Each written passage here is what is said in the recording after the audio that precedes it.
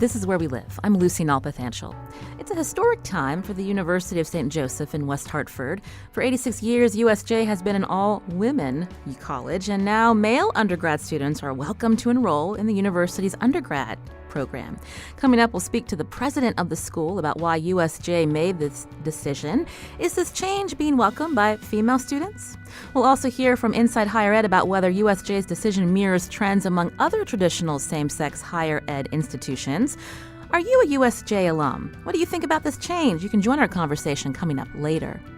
Also, Connecticut manufacturing has been growing in recent years, but are local companies being impacted by President Trump's steel and aluminum tariffs?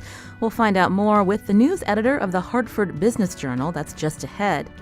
But first, the state has recently settled a lawsuit filed by a former inmate of the Connecticut Department of Correction. 39-year-old Wayne World sued the state, alleging the medical staff employed by DOC through a contract with UConn Health committed medical malpractice by delaying care and treatment for skin cancer. Meanwhile, more suits have been filed against the Department of Correction. We wanted to know more about this story, so joining us now in studio is Connecticut Mirror reporter Mackenzie Rigg. Mackenzie, welcome to our show. Hi, thanks so much for having me. I should also tell our listeners, if you want to join the conversation, the number 860-275-7266. You can email us, wherewelive@wnpr.org. And as always, find us on Facebook and Twitter at Where We Live. Mackenzie, I mentioned that the state recently reached a settlement with former inmate Wayne World. Tell us about him. What happened to him when he was incarcerated? So he was serving a 17-year sentence for manslaughter. He first went to medical staff in 2012 for dark patches that he had on his skin that he said that, according to the suit, he had had for some time and what medication responded, but his condition started to worsen. Those affected areas became lesions and blisters, and he started to request more and more care. And so, like you said, the suit claims that the correctional staff and the medical staff there failed to properly treat and identify his skin cancer. And this lawsuit goes into many details about the many medical visits he had, the many prescriptions he was prescribed, and so forth. But one of the most telling lines in this had to do with kind of how he was being treated. And at one point, he was regularly covered in gauze and covered in topical creams. And it became so bad that his sores would bleed through the sheets. And so it took from 2012 to 2015 for him to first be diagnosed with skin cancer. He was released on medical parole on May 7th, so he is out right now. Last week, Wayne and state officials did sign the settlement. The state agreed to pay Wayne $1.3 million. But I think it's important to note that in the actual settlement, it does say that Wayne owes the state about $700,000 in incarceration and other costs. They cannot go after that from his settlement money, and his attorney thinks it's highly unlikely the state will collect on this because Wayne, because of his condition and his disease, cannot work right now. But I thought that was like a really interesting point to make sure I highlighted in the story that while he's getting this money, there is this the state's hoping to recoup some of the incarceration costs. Yeah, and his attorney really, like I said, thinks it's really highly unlikely and didn't seem alarmed by it, but it was a part of the settlement that I had to take a step back and ask a few questions about. And his settlement comes at a time when, like you said, there are other suits pending and this really growing concern, public concern about how inmates are getting their mental and medical health care and whether or not we have a systemic issue going on. So because unless we know someone that's been incarcerated or have experience with the prison system, walk us through who are the people that are actually in charge of delivering medical care to inmates?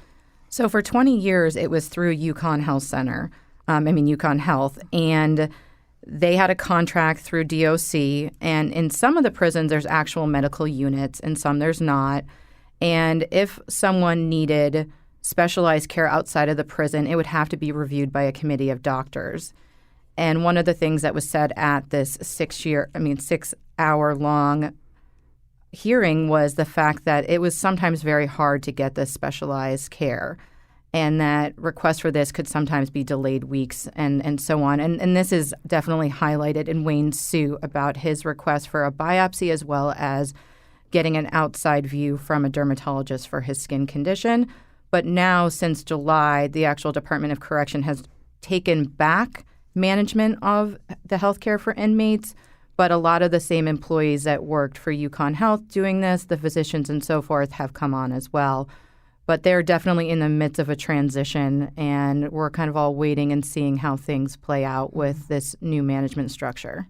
You mentioned this informational hearing that happened in July before lawmakers. In just a couple of minutes, we're going to hear from State Senator Heather Summers, who's a Republican from Groton, co-chair of the General Assembly's Public Health Committee. But something that, if you could walk us through a little bit of somebody that actually spoke at this hearing was former Chief Medical Officer Dr. Joseph Breton. This is someone that was in the job for 3 months, and I believe I've understand that he resigned because he didn't want to have to deal. He saw that there were problems and they weren't being resolved. What were some of the things that he told lawmakers that was particularly troubling about the lag time between if an inmate was dealing with a health condition and whether they were getting the proper treatment? So, yes, he was the head of medical, but before that he was a doctor in the prison system. So he saw firsthand what it was like to be a primary care doctor. And one of the things he really highlighted was the review for outside care and how at the beginning the vast majority of his requests for outside specialty care would be denied. So he learned the system and he learned what to request and not request. And even though we live in a system now where there are some barriers to care, whether or not your insurance will cover something or not, it's not the same, he was saying, inside the prison system. And so again, there was just such an issue of delay of getting people health care when it came to specialties like dermatology or cardiology that you couldn't do inside a prison medical unit. Didn't Dr. Breton also say that I think of all the requests that he would put in, about like 90% of them were denied by this committee that was put together? He said at the beginning 90 to 95%, but I think what he highlighted is that he learned the system. Mm-hmm. So I think he probably saw better results later on, but he wasn't requesting things that he knew, at least gave the impression that he knew would not be approved. And that's just not the standard of care that we receive outside of the prison system. This is Where We Live. Mackenzie Rigg is in studio with me, a reporter for the Connecticut Mirror. We're talking about issues within the Department of Correction and how medical care, again, health care is delivered to inmates. Recently, the state settled with an inmate who is now out on medical parole. He has skin cancer, and there are other cases out there. How many cases against the state of Connecticut? I'm not sure of the exact amount, but I know of at least 2 or 3 that are pending right now, and one has to do with an inmate who did die in custody. It was filed on behalf of him by his mother, and his mother she did testify at this 6-hour hearing and has gone public about his case. You can join our conversation, 860-275-7266. Find us on Facebook and Twitter at Where We Live. I want to welcome into the conversation State Senator Heather Summers. Senator Summers, welcome back to the show. Thank you. It's great to be here. So we're getting a little bit of an overview with reporter Mackenzie Rigg about some of the issues within the Department of Correction and this contract with UConn Health.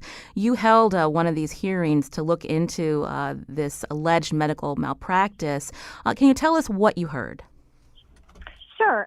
First I'd like everyone who's listening to understand that I wanted to have a public hearing, and that would mean that a hearing would oblige certain people to testify. You would be required to come testify. But unfortunately for me, being the co-chair of public health, I did not have support from the other side of the aisle to hold a public hearing. So we ended up having to have a public forum. And the difference is a forum, you have a set agenda, you have the speakers or those who are interested in coming and telling their story already lined up, so it doesn't really allow for public input. And I know at the end of our informational hearing, there was people that had wanted to testify, but because it wasn't a public hearing, we really couldn't allow that. So we're hoping that we can have a public hearing so more people can come and shed a light on what's actually happened at the Department of Corrections with the UConn Healthcare system before the transition, so we know what the issues are going forward and we can ensure that they're fixed. That's one of the big issues that we have, is if we can't see the report on 25 cases that were chosen clearly because there's issues, and we can't see why there was a breakdown of care, then how do we have any confidence that this transition is working when we don't know what the issues were to begin with. And that was one of the reasons on having this, informational hearing, to really bring light to the fact that we have a system that's really gone unchecked and unfettered for 20 years. It's been a no-bid contract with UConn. Whether they wanted it or not, they've had it for 20 years, and there's been no checks and balances. And now we have situations where we have, as Mackenzie was mentioning, 19-year-old healthy men going into prison. I believe that particular person's sentence was 2 years, dying in prison, of curable diseases. The skin cancer diagnosis is absolutely just unfathomable that you could go and be wrapped in gauze and bleeding through gauze and not have care for 3 years. Senator Summers, we're short on time, but I wanted to get to the fact that you had alluded to a consultant's report, again, and Mackenzie mentioned this too, that has looked into 25 cases of possible malpractice within the Department of Correction. Again, this medical care given to them or not given to them by this contract through UConn Health. This is something that the DOC will not release? That's correct. We have asked to see it, and we're not asking to see it to go on a witch hunt. We are asking to see it so that we can find out where the ball was dropped, so that we can make sure it doesn't get dropped again. And we have not been privy to it. We have asked that it be sent to the state auditors, which it has, but the auditors are not able to release that information to us. And again, this comes down to, how do you fix a system that is clearly broken if you can't find what the root cause of the breakdown is? And that's really where we want to go with this. And, I think it's very, very important from public health.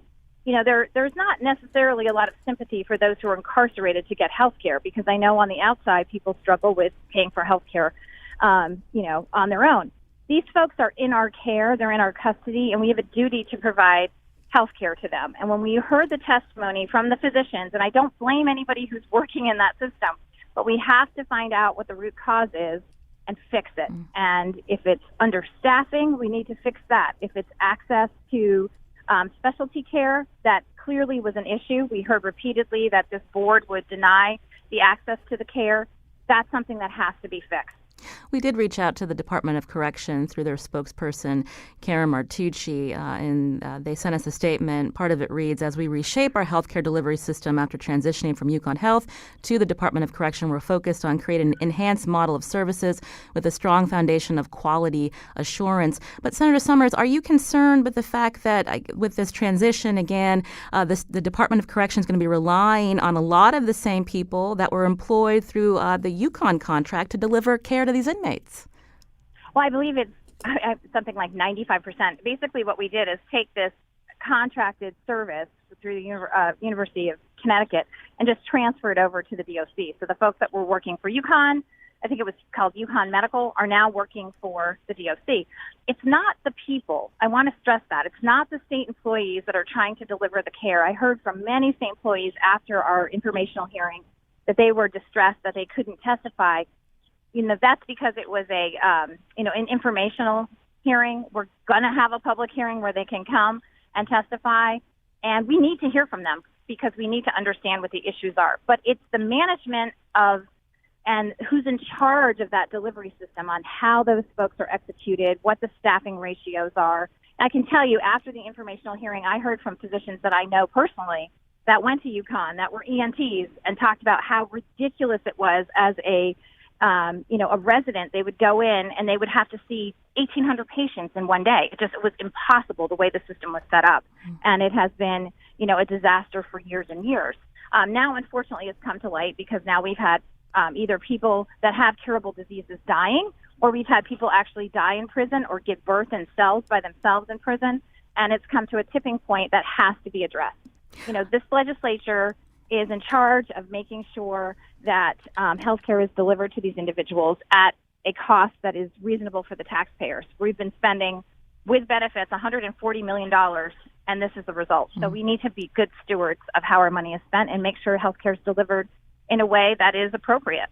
I want to go back to Mackenzie Rigg, reporter for the Connecticut Mirror. Mackenzie, when will this full transition be completed, and who are the people that DOC Corrections Commissioner is hiring to oversee this now?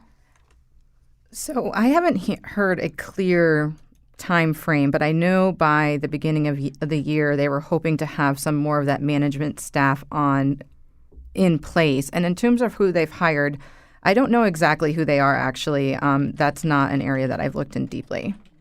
Senator Summers, we're going to have a new governor in January. I mean, what's the expectation that with a new administration that, this is still going to be something that will be resolved and, we won't see these issues because it sounds like there are suits coming down the line more and more. This is going to be a fiscal problem for the state of Connecticut moving forward. Well, I have great hopes that whoever is the new governor will take situations like this and the Whiting forensic situation very seriously. I personally believe that whoever comes in will bring in their commissioners. Maybe some will stay.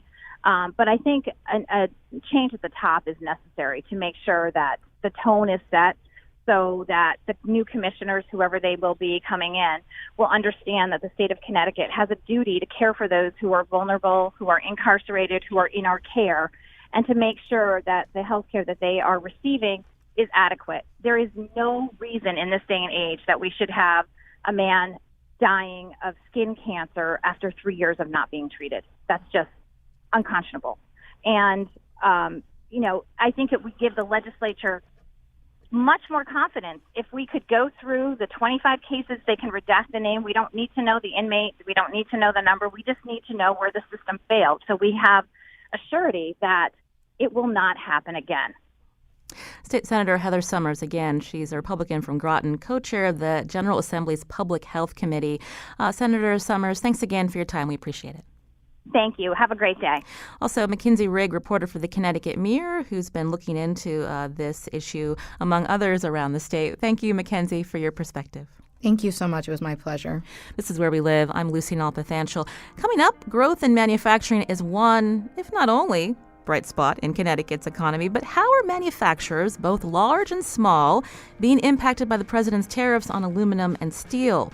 The news editor of the Hartford Business Journal joins us with more. That's after the break. And you can join us too, 860-275-7266. Find us on Facebook and Twitter at Where We Live.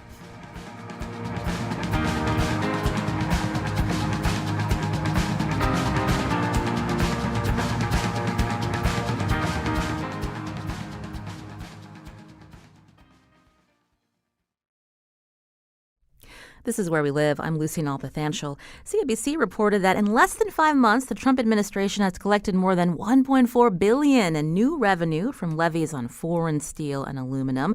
That's according to a recent report prepared by the Congressional Research Service. But how do the tariffs impact manufacturers' bottom line, especially in our state?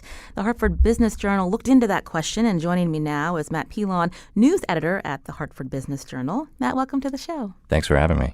So remind us again about these tariffs that President Trump put in place. What is the administration's long view with these tariffs? Right. So the administration first announced these metals tariffs on various imported steel and aluminum back in March. It's about 25% tariff on steel, 10% on aluminum.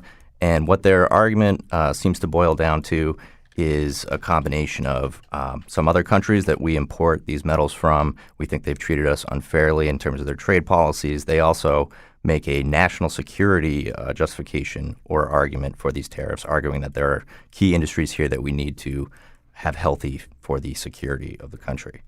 I understand that President Trump has also suggested these tariffs are going to reduce the federal deficit. How's that view being accepted by different people? As you just mentioned a moment ago, the $1.4 billion collected so far. So these tariffs, they do go to the U.S. Treasury. I mean, they're essentially taxes paid by the users of these imported materials. That's expected to maybe hit $7.5 billion by the end of this year. The federal deficit is a fair bit larger than that. I mean, $7.5 billion is nothing to scoff at, but they also haven't said exactly how much they might put towards that. I mean, there's sort of nothing firm on that, but And we've seen companies say that they're worried these tariffs are going to lead to job losses, a drop in U.S. exports. But what are some of the benefits? Are domestic steelmakers seeing more business now? Yes, they certainly are. The big steel mills, which are largely entirely really outside of New England, the big aluminum mills as well, are sort of ramping up production as companies here look to reshuffle their supplier mix and look for more domestic metals that aren't subject to those tariffs. But like I said, Connecticut doesn't have big giant mills like that, so we really kind of take, for the most part, the downstream sort of negative impact of that. Now, HBJ looked into this question of how it's impacting local companies here, and you profiled at least 3 different companies. Tell us about what impact they're seeing, if you could walk us through the companies you spoke with. Sure. So, I did speak with 3 central Connecticut companies ranging from, in the dozens of Connecticut employees to somewhere between 1 and 200 employees. So a small sample when you look at the 160,000 manufacturing employees in the state and the hundreds of manufacturing companies. But between the 3, and this is going to be true probably across the board, the impacts vary from sort of not so bad yet to maybe a little bit more serious. All of them are seeing higher pressure on prices for the metals that they buy. Some of them are seeing delays in some of the orders because of the ramped up demand for domestic supply. And sort of one of the ironies of the tariffs is it's meant to spur domestic business, but it's also driving up the cost and demand for those domestic metals. Understand the steel mills are now operating at or near capacity. That's right, yeah, and and some of these mills have pushed back against companies, including those here in Connecticut, who have tried to appeal to the Commerce Department and say we can't get enough of these products here in the U.S. We buy this specialty product overseas, and it's hard to get here. The large mills have largely been successful at sort of batting back those objections. Tell us more about the exemption process. I understand that there is this way for companies to try to get some relief, but it's the U.S. Department of Commerce that's being overwhelmed now by this process of trying to get exemptions? Right. There are thousands of them have been filed. Thousands of exemptions. Very few have been even ruled upon, let alone successfully. One of the companies I spoke with, Gibbs Wire and Steel in Southington, they told me that they had filed about 85 of these exemptions and not heard anything back. I spoke with an attorney who specializes in manufacturing who said that's not at all irregular here. It's kind of seen mostly as a long shot attempt, but it is one that comes with costs, legal costs, et cetera. So some companies have said, we don't think we have a chance, don't bother, while others have gone after it. When we think about manufacturing here, the big companies come to mind, like UTC, like Pratt & Whitney. But if you could give us an overview for our listeners about all of the little companies that provide components and how much of a impact this has on our state. Right. Like I said, there are hundreds of companies. Some of them use mostly exclusively aluminum, while others are going to be more impacted by the steel tariff. It's going to vary a lot. One thing we can look at historically, in the not so distant past, is the George W. Bush administration implemented steel tariffs specifically back in 2002. They made it to about 2003. Again, just steel, not aluminum, so this is maybe a little bit more drastic here. But one study, and the numbers are, of course, disputed as they normally are, said that Connecticut lost about 2,800 jobs as a result of that, 16 months worth of tariffs. So, it sounds bad. It's well under half of 1% of the employed people in the state. People will argue back and forth on, sort of what the exact impacts might be. This is Where We Live, and studio with me, Matt Pilon, news editor of the Hartford Business Journal. We're exploring the question of how President Trump's administration's tariffs on aluminum steel are impacting small manufacturers in our state. If you're one of them and are listening, we want to hear from you. Join our conversation, 860-275-7266. I mentioned Pratt & Whitney. One of the companies you profiled was an aero parts maker, ACMT, in Manchester. Tell me what that CEO told you about how they're they're dealing with these tariffs in terms of, delivery delays or, maybe trying to purchase more of their materials now and hoping that, they're not stuck with this and not able to use it down the road? Sure. Right. So ACMT indeed does make components for Pratt & Whitney, engines. And their CEO, Michael Polo, shared with me that one thing ACMT has tried to do to sort of blunt or offset some of these impacts here is make bigger orders of this fancy, proprietary aluminum that they use, and stockpile it, to the greatest extent that they can, just to make sure that they don't see delays in their very busy production schedule. They're ordering full truckloads, never partial truckloads, to kind of ensure their scheduling. The trucks come in on time, all that stuff. One of the benefits that company has, which was unique, at least among the handful that I talked to, is they have a long-term supply contract for that aluminum from their Midwestern plant. So for now, they don't maybe see that immediate price increase, but they know that pressure is there and that it's probably coming down the road. And in your reporting, unwrought aluminum is Connecticut's second biggest import? I believe so, yeah.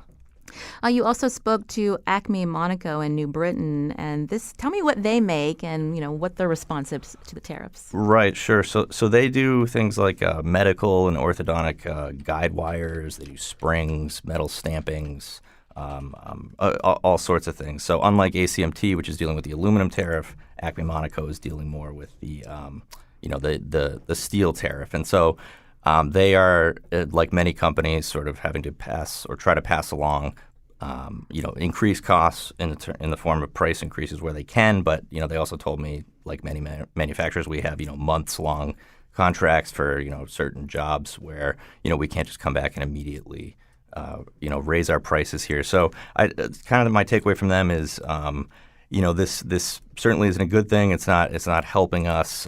One thing their president also told me that I thought was interesting, though, too, is we've been dealing with the challenge of foreign competition for quite a while now. And if I have to think about one of the things I'm most worried about, maybe it's not the tariffs, maybe it's finding the right employees to hire with the right kind of skills to do the job in our factory. You mentioned you spoke to these three companies. Was it hard to find local manufacturers that wanted to talk about this at this point? I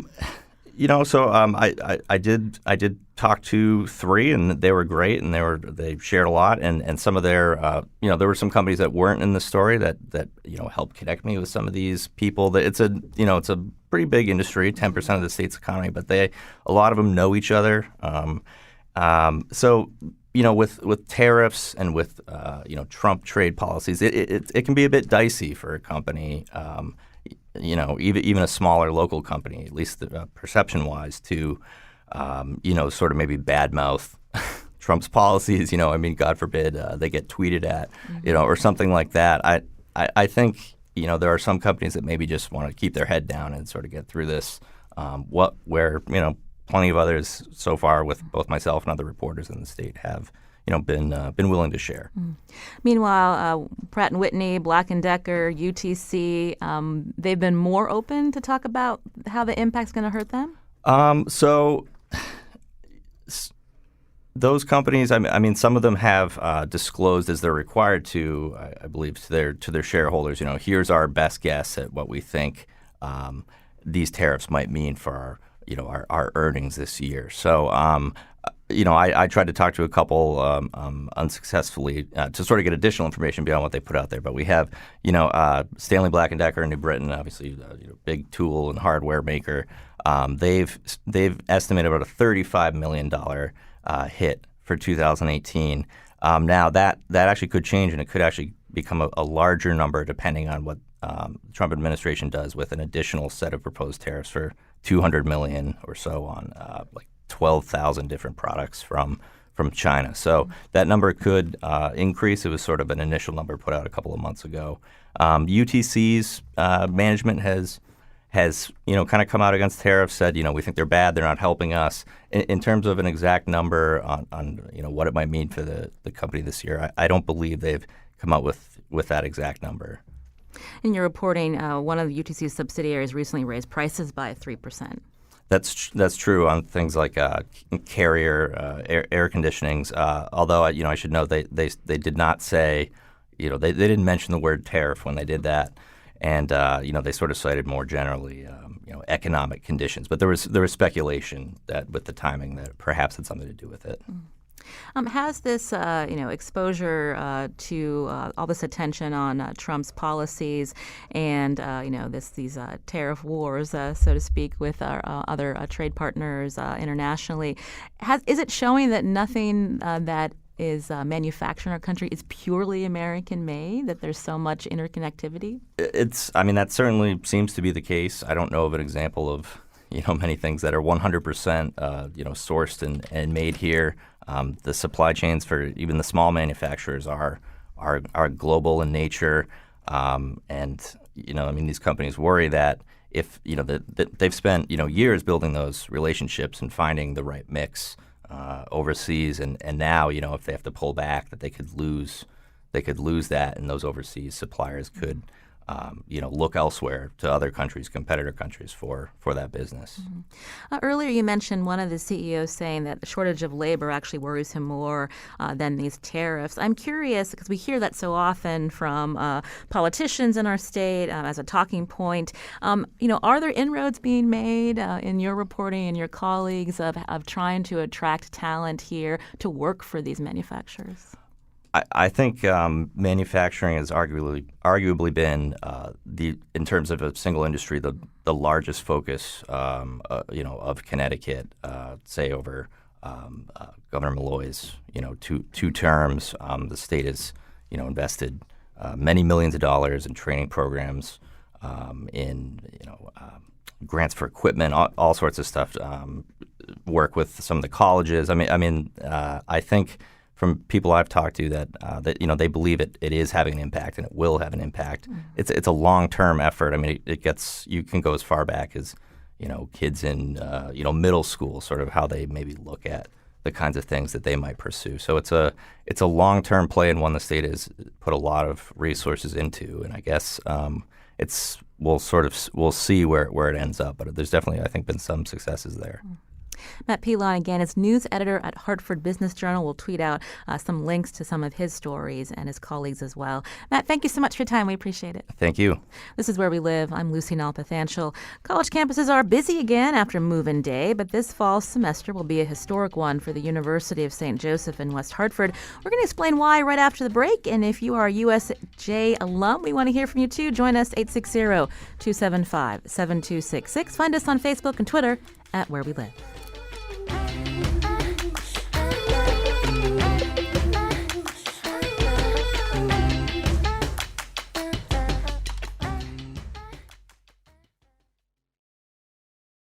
This is Where We Live. I'm Lucy Nalpathanchel.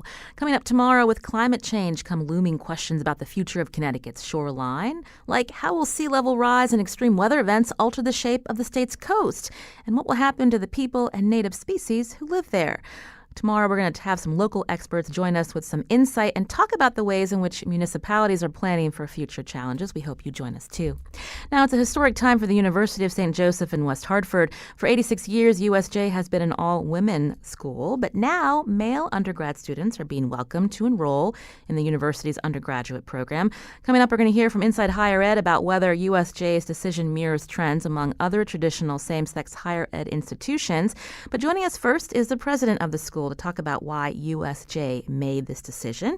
And is this change being welcomed by its female students? Now, are you a USJ alum? What do you think about this change? You can join us. That's 860-275-7266. Find us on Facebook and Twitter at Where We Live. Rona Free, again, president of University of St. Joseph in West Hartford. Welcome to the show. Thank you for having me. I understand students were moving into St. Joe's last week. And how many of them are now the male students that are joining the undergrad program? So, last week we brought in over 300 new students, and 99 of them are males. And so it's been an exciting time on campus. And I think so far everything has gone really well. The incoming students have been welcoming to male students. All the new incoming freshmen, they really don't know any different. But we had probably 40 continuing students on campus as well, acting as peer leaders, orientation staff, and I think they were equally welcoming to the men, and everybody, I think, has realized that although it's a big change, it's a nice change. So, what did you have to do on campus to ready for their arrival? well, our board voted last June to become fully coeducational, and we actually started the very next day changing our admissions materials, our videos about the campus. And then over the course of the year, we had a coeducation implementation team that worked on everything from making sure that we would still have women's-only residence halls but have accommodations for men, to athletic teams. We started new academic programs. And we did also a lot of faculty and staff development, making sure that the climate would continue to be one that was really focused on empowering women. Oh, well, what are some of the factors of why your board decided to approve this last year and make, again, the program co-ed after such a long history as a single-gender school? Well, there's evidence that shows that only about 2% of high school students who take the SATs indicate that they would consider going to a women's-only college or a men's-only college. And in the state of Connecticut, with about 39,000 students graduating each year, about half of them female, that meant that there were only about 390 students in state who would be really interested in the University of St. Joseph. And so we wanted to expand that base. We wanted to be able to increase enrollment total so that we could offer more programs for the undergraduate women along with the men that we would bring in. It was really critical that we have the financial resources to be able to make the transition effectively. So this was a decision that had been looked at in the past. At the time in the past, the decision was made that it wasn't the right moment. But last year, the trustees realized there were the financial resources. The institution was on very stable financial footing. And so in order to increase enrollment, offer more opportunities for undergraduate women, and really create a more vibrant campus, the decision was made. Did you see when you made this decision, you said that this had come up before, but it wasn't the right time. So I'm curious, what were some of the arguments against becoming co-ed? I think alumni loved the idea that St. Joe's would continue to be an all-women's institution, and the alumni responses that we've had were, for the most part, very positive. Most alumni said they realize the world has changed and institutions have to change along with it. For the alumni who had different views, it was really more a sense of disappointment. They were sorry that future students wouldn't have the same experience that they had. They loved their time at St. Joe's. So I think that was an important factor, is trying to ensure that those alumni didn't lose their sense that the mission of the university was going to continue to focus on empowering women. But I think we made pretty compelling arguments about the fact that we would continue to focus on empowering women. We'll keep programs. We created a new Women's Leadership Center. We're adding new women's athletic teams. So that we'll continue to do that. That won't get lost. And in fact, we can make changes that will make the value of their St. Joe's degrees, no matter when they got them, even more valuable. And we can continue to attract more undergraduate women. This is Where We Live. In studio with me, Rona Free, president of University of St. Joseph in West Hartford. The university is now co-ed after an 86-year history of being an all-women's college. If you're a USJ alum, we want to hear from you, too. The number 860-275-7266. We wanted to get perspective on what's happening across the country with single-gender schools. And so joining us now is Scott Jasic, editor at Inside Higher Ed. Scott, welcome to the show. Thanks. Great to be here. I know that you have reported on this, and I'm just curious. You've heard President Rona Free talk about some of the factors behind USJ's consideration of going co-ed. Tell us about, is this typical when you're looking at other schools that have made the switch? And I'm just curious what impact they've seen since making the change. So many other institutions are making similar choices. So I think this is very much in keeping with a broad trend. It is, as you just heard, very hard to convince many high school women to attend a women's college, even if all the data show that they love it once they enroll. Another issue I would raise is that many women's colleges or historically women's colleges, have a tradition of producing school teachers, health professionals, and I see those programs are offered there at USJ. And I think it's important to note that at the time that many of these colleges were created, being a school teacher or a nurse was something only women did. Now, in fact, those professions are open to others, and in fact, many people want to see more teachers and nurses of different backgrounds. So the nature of education and gender roles has also changed. Are you seeing, though, women's colleges that still have an appeal and that are still doing well, and what makes them set them apart from other schools that have been seeing declining enrollment and have decided to go co-ed? Sure. So the elite women's colleges, the former Seven Sisters institutions, those that have remained women's colleges are seeing quite a boom these days. They are residential liberal arts colleges, less focused on pre-professional training, and they are seeing an increase in the yield, which is the percentage of admitted applicants who enroll. And they believe, in part, it's a reaction to Me Too, to the Trump administration, that they're seeing young women who look at what's going on in society as a devaluing of women and are finding a women's college to be a more attractive place to be.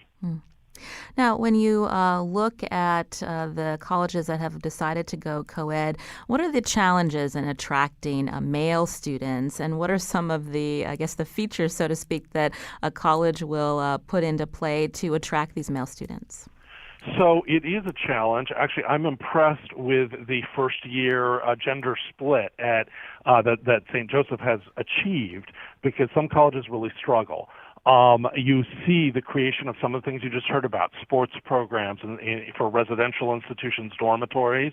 At some institutions, branding needs to change. It's also hard because if a college has throughout its history shouted to the world, we're a women's college and that's the best thing to be, there needs to be a little bit of rebranding to talk about the values of the institution. And then a general problem is that whether they're women's colleges or not, more of those going to higher education these days are women than men. So there is actually something of a shortage of men in much of higher education that means it is tough to attract them. I'm curious, and I wanted to get both your perspective on this. Are adding sports programs the best way to attract male students? I'll start with you, Scott. I'll say that some have, in fact, had success that way. The reality is that some men are looking for an athletic experience that they can't find at a big-time program. And so the college can recruit for that program. My guess is a place like St. Joseph isn't going to turn up in the Rose Bowl or the Final Four anytime soon. But there are a lot of male students who do want that experience. Rona Free, again, president of University of St. Joseph. You mentioned there are 99 male students that enrolled for the fall semester. How many of them are on the sports teams? About half of them, and that's what we anticipated. We had talked to a lot of presidents at colleges that had become coeducational in the last 12 years or so to get their perspective on what helped them be successful in recruiting males, what they think that they could have done better.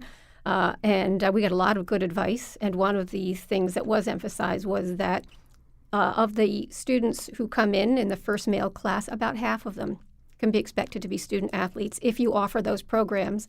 And so we did that. We are offering 4 men's programs this year. But I think we really tried to use a range of strategies. So one of the things that we've been focusing on at St. Joe's, not just for attracting men, but for all students, is to tap into what is another trend in college students, which is desiring to be in a city instead of in a rural location. And so we've really focused on the advantages for students of being at St. Joe's, which is so close to the city of Hartford, with the corporations, the emphasis on opportunities for internships and experiential education. So it's not just sports that will attract men. Obviously, there are a lot of things, and those are the same things that we've been focusing on to attract more women to the university as well. Tell us about some of the specific programs that you have at USJ that you think appeal to both men and women. Well, this year we started new programs in sports management and promotion, computer and data science, bioinformatics, biochemistry. We have strong programs in the sciences, and so we have 11 incoming students in biochemistry, which is pretty large for a school our size. So it's a range of programs. Scott's right that we have most of our students in nursing, health-related occupations and disciplines like nutrition.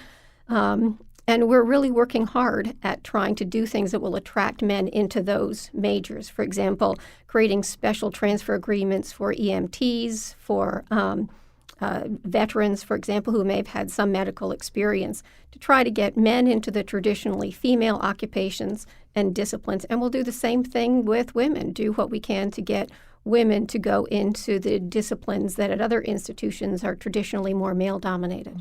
Now, Rona, I'm curious, if USJ had not made this decision to become co-ed, what do you think the long-term impact would be? Have you seen declining enrollment? Would costs be going up for prospective students?